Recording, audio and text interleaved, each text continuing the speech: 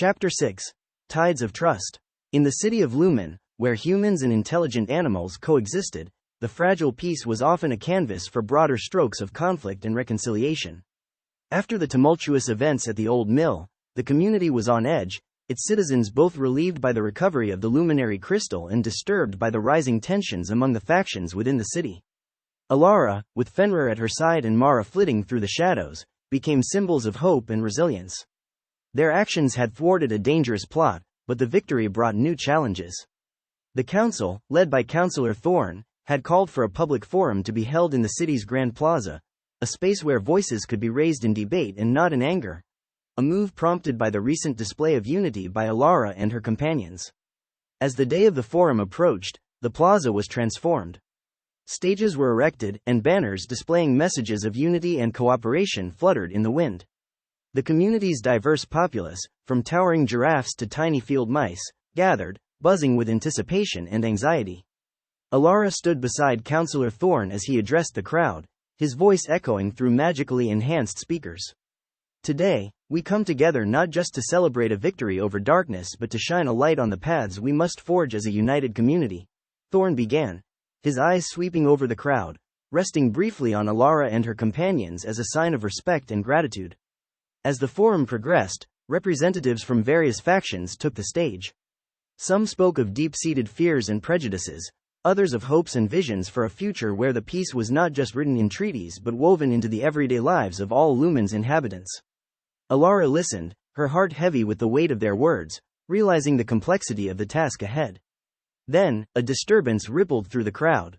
A small group of dissenters from the outskirts, where the serpent's blade had once held sway, began shouting, their words sharp and accusing. "How can we trust when yesterday's enemies are today's heroes?"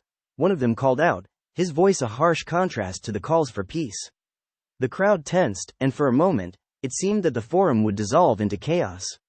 But Elara stepped forward, Fenrir by her side, his presence calm and commanding.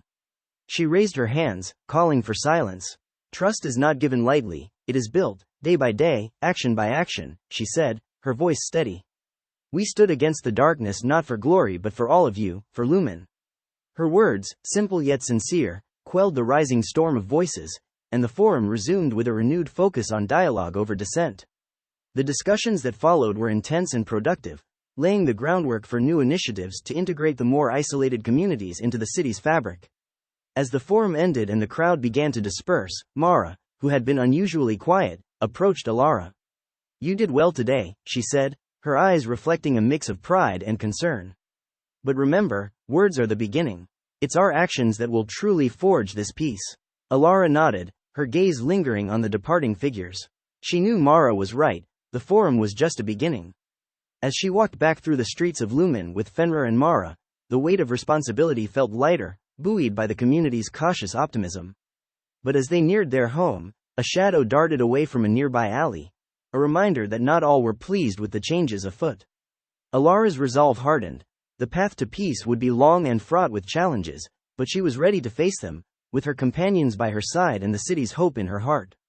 Chapter 6 closes with Lumen poised on the brink of transformative change, its leaders and heroes stepping into roles they never anticipated, bound by a shared dream of a city truly united. The seeds of trust were sown, now they needed tending to grow.